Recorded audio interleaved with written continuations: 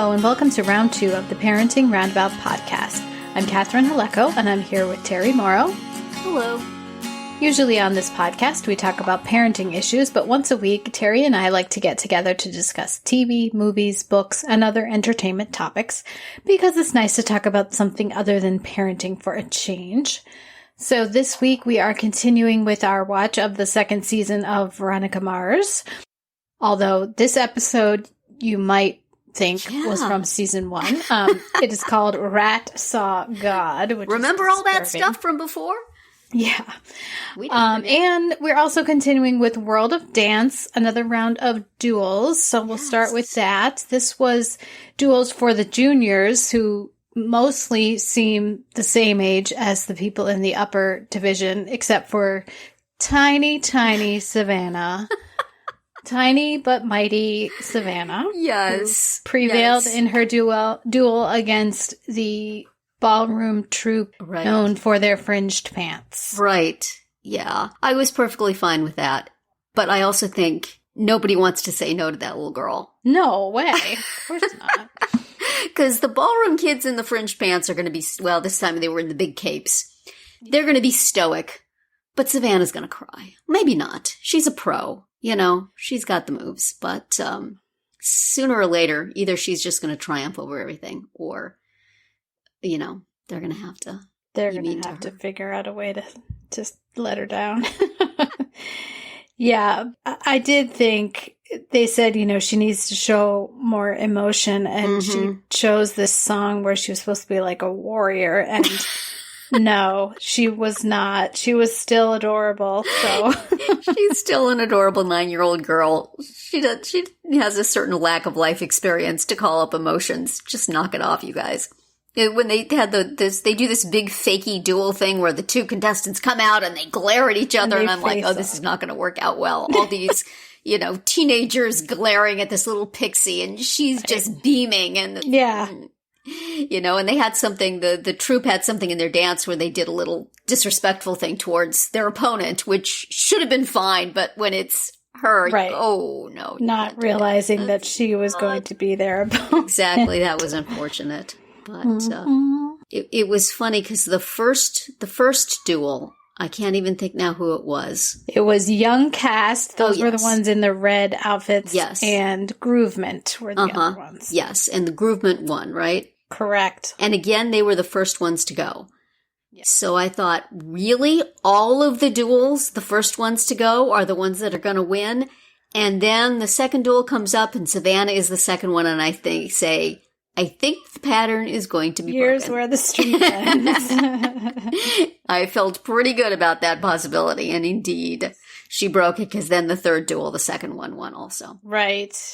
And with the first one, I thought it was extremely close, but I was with Derek that I preferred Young Cast, the red pajamas people.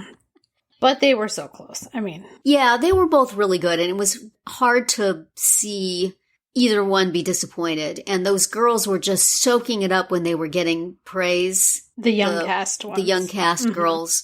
And it's like, oh, are you now going to break their hearts? This is so sad. Yeah. But you can't. It's just, with the young ones, it's just so uncomfortable to pit them against each other and then eliminate one. I kept thinking, couldn't they just say, both of you go through? They could say that, right? They can make their own rules. Who's going to tell J-Lo no? Nobody. But. Well, and then the third one, it was the contemporary trio. Yes. Against Chibi Unity, which is a Japanese group. And that is the group that I don't get. Because the first time they did more of a contemporary routine, and then this time they did more of a hip-hop routine, and it was another round of like, why didn't you do what you did before? Yes. They had at the same time as, why don't you surprise us? So. Right. But then in the category of doing what you did before, MDC3 are like the Dancing with the Stars trios of this show, which is, it's always going to be some sort of love triangle, right? It's just, it can be different kinds, but it's a dude and two girls. And they're doing barefoot contemporary, emoting all over the place. that's pretty much what they got, right? Mm-hmm. Mm-hmm. In one way or the other. So, I love watching them dance. I think they're fantastic. And I'm perfectly happy for them to keep going on. But there's going to be a certain sameness of what they do built in, right? Yeah. I think Is there another storyline available to them? right. Not sure that there is. I'm fine with them going. I really like them. And I enjoy watching them dance, even though it's not my genre. But still, there's a lot of tossing people around impressively. Yes. And it was a cool idea to continue from where they left off the last time, which I wouldn't have known. The judges pointed it out. I just was like, wasn't this what they did last time? But I guess there were some permutations on it that the judges picked up on. Well, I think it was that the starting pose was exactly the ending pose. So. You go, kids. Mm-hmm. I enjoy you. Yes. So, I mean, I was basically okay with all of these. And over and above the discomfort of disappointing young people. Yes. Which is built in, and bold of them to make a show around. So, I guess you can always tell them, you don't have to really break their hearts, because you could say, you could get the redemption. Twitch might save you later. So then maybe you don't see the point at which they realize they're not getting the redemption, and then they're really crying. Right. So you get that off camera, which, thumbs up to that. Right. No crying children on my TV, please. I was noticing for the first time this time, they have an audience in the room, but they're standing up. Yeah. That would be uncomfortable. I think because they're doing this, like, we're in a warehouse thing. Yeah. So. But I guess the audience is all young people. Because I would be sitting down. I would be sitting on the floor at some point. Because this is an hour-long show, and I bet there's times between the acts that we're not even seeing. That's a long time to stand up. Maybe they sit down during those. Maybe they sit on the floor during all the commercials. And I hope so, for their sake. Because otherwise, man, by the third dance, I would be like, can we just get out of here? Really, wrap it up, judges. I'm getting tired of standing. Yeah. Well, another very pleasant week of this, moving past my eyes. That's and right. Savannah, man, she's she very young. Good. And she's very good. But my husband said what I believe Neo eventually said, which was like, she's doing like an acrobatics routine more than a dance. Yes. Because she's just, what did you call them before? A rubber band. Yes. Good luck to you, you little rubber band, you. Yes. Yeah, it does. It does look like the girl in the dance studio who can do all the acrobatic tricks. So, I'm not sure it's healthy to like peak at, to get this much like success and notoriety at 9. Mm-hmm. At some point, she's gonna either hit a wall or look back on her little tiny self and say, I wish I had saved that for about 10 years. Right. But I don't know. Who knows? Good luck to her. Yeah. She's adorable. Who cannot like Savannah? She's adorable without being cloying. Yeah, she's tiptoeing up to the line. She's she's not stepping over it. She's not somersaulting over it, back flipping over it. She sets off certain mother alarms in my brain, but I'm not perfect, so who knows? So next week we will see, I believe, one more round of duels from the young people. Just one more? So, yes, next week will be the 4th round of duels and final round of duels. So we will have, like, I assume what they did before, where they did 2 more pairs. And then the redemption. Probably. And after that, it's the semifinal. Are we finally getting to the show? Maybe. So, shall we get to the other show? Let's move on. Yeah. Veronica Mars. Considerably happier to talk about Veronica Mars this week than last. Yeah, so last week you said, I don't know about this season 2. I feel like it might have peaked in season 1. So what they did was basically bring back almost all the stories from season 1. Yeah. It's like they heard our conversation and said, you're thinking Logan hasn't processed all this stuff? Here, let's have him talk to his dad and list off all the same things you listed off. Right. You liked season 1 better? Here, we'll bring back season 1. Here's They're Clarence all about Weedman. pleasing me. Here's Abel Koontz. Retroactively through time.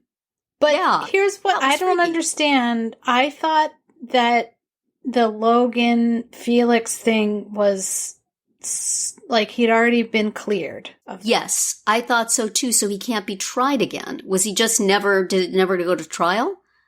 It must be something like that. It Seems to me there's a double jeopardy thing going on there that I would expect Low Dodds on the Veronica Mars Investigations podcast to have addressed, but she did not. So we were maybe not paying attention to just how far the case got or did not get. Yeah, or maybe they never said. Right, maybe.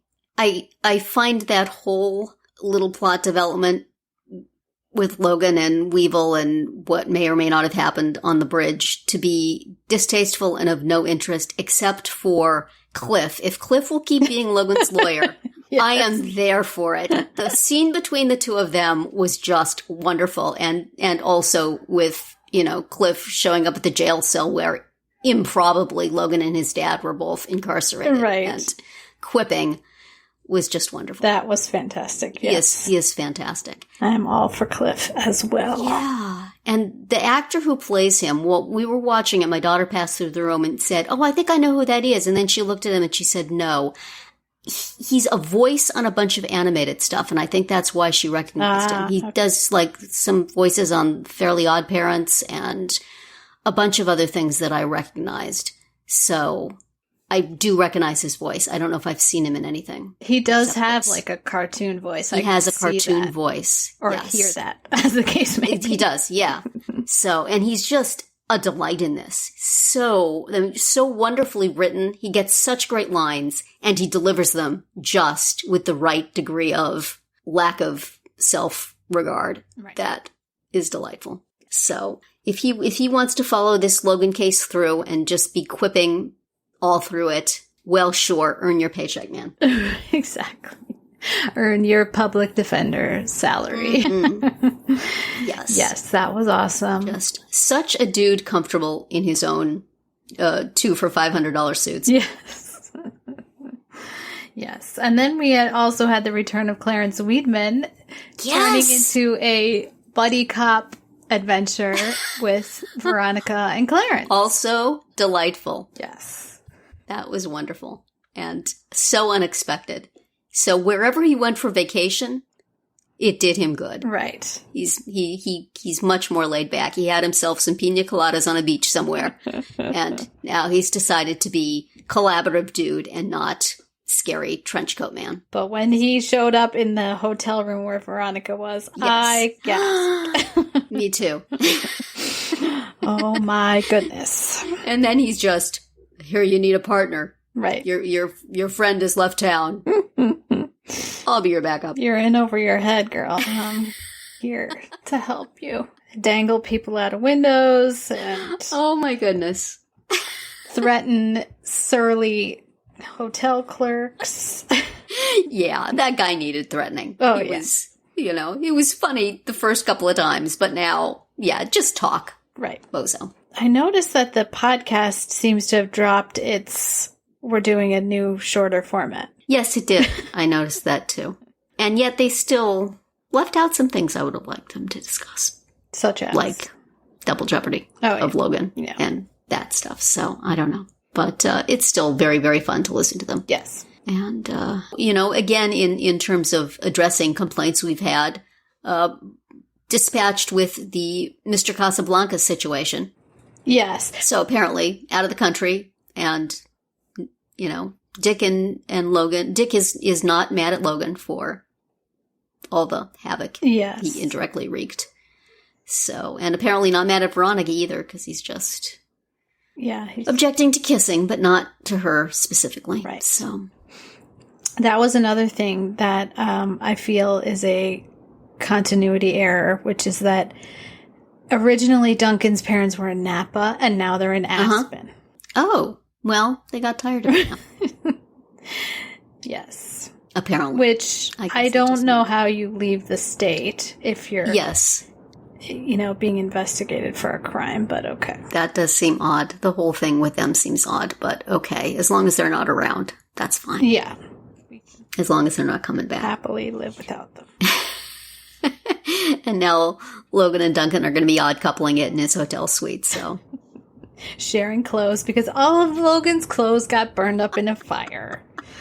And all of Aaron's posters and memorabilia that Logan had lovingly kept and maintained up in flames. Oh, well.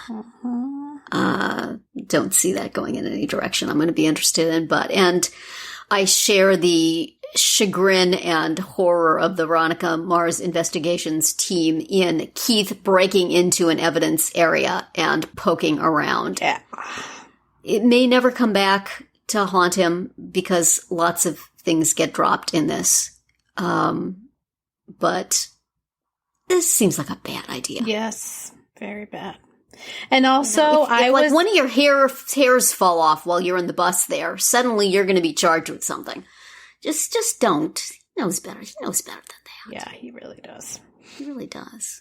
And also, I would not have known that was a rat. Me either. My husband said, there's a rat? And then I said, oh, well, now that you mention it, the name of this episode is Rat Saw God, so I guess it is a rat. Yeah, that was not clear to me at all. It just looked like a charred chunk of something. I thought it was maybe like a bomb Me or too. something. That's what I thought it was. That's what I assumed. But eagle-eyed, my husband, immediately identified it. Ew. Yeah.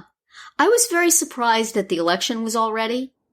I thought that they were going to, prolong it over many episodes, which I was not interested in. I'm happy to have it done, but why was this all? Right. What was the point of that whole... And the fact that Steve Guttenberg was not on the episode where he won the thing that he was running for, which was either commission or mayor or something. Right. Makes me feel even more strongly that he will be an evil mastermind this season, because otherwise, why was he there? Mm-hmm. And they finally brought back his daughter, though. Yes. Kristen Ritter showing up. Right. Once again. But with a really unfortunate interest in Dick. Like, girl, no. That's right. An odd way to put it, and also an odd person to be interested in. Although if she wants to be, making a bad example in front of the town, he's the go-to guy. Mm-hmm. So, he drugs girls' drinks, so she'll be sure to have real adventures that will embarrass her father. Yikes. But, if Gutenberg was just there to be a benevolent minor politician, doing things in town, he would have been there in this episode. So for sure, yeah. He's got to be there to be. Well, he and Keith would have been watching the returns together, because he's the one who think, wasn't he supposed to back him? He's the one who asked Keith to run. Right. So I would have expected him to have some pull. Yes. But it was delightful that Cliff was watching the returns. Yes. Oh, how fun that Cliff was there. More Cliff, as much Cliff as we can get. And, Cliff filling in to do Veronica's dirty work. Adorable. While he's with his client, Logan. Yes. Oh my gosh. Yeah. And so Lamb mentioned to Keith that the whole thing with Veronica and the dead guy with the thing on his hand. And I keep thinking that at some point, why would Lamb not mention to Keith about Veronica claiming to have been raped? Yeah. Since that scene of Veronica at the police station and Lamb sort of dismissing her, I have been waiting in cringing upset for the time when the sheriff would reveal that to Keith and Keith would not know that, and that would be an awful thing. And it has never happened. And now I thought maybe when he does this, he'll do the other thing, but no. So, because Keith still doesn't know about that. Even though now she feels she wasn't raped, but still. But Lamb doesn't know that. Lamb doesn't know that. And it's still not really that easy to just sort of, it's fine, because it was done. Right. Both of them were traumatized. So I wish that Lamb would go away, but that's not going to happen. Mm-hmm. So could we find him to be guilty of something? Yes, please. Well, he did shake down the Jackie's dad. That probably wasn't totally legal. I was not at all sad that Jackie was not in this episode. Yeah, although it was sad that Wallace wasn't, but... It was sad that Wallace wasn't. I guess that actor needed a day off. We never mentioned last week that they said on the Veronica Mars Investigations podcast that the reason Wallace left town is because they couldn't afford that actor for the whole season. What? Boo! Boo! Can I make a list of other actors you could have gotten rid of to pay his salary? If that's the reason, I'm tipped. Yeah, that's. If it's that he had something else to do, or that he needed some time off for something, or if there's a good reason for it, okay. But if that's the reason, they need to shell out for him. Yes. I mean, it's Wallace. I don't need to see Dick anymore. Dick Casablancas, you're talking about. Yes. I don't need to see Dick Casablancas anymore. No.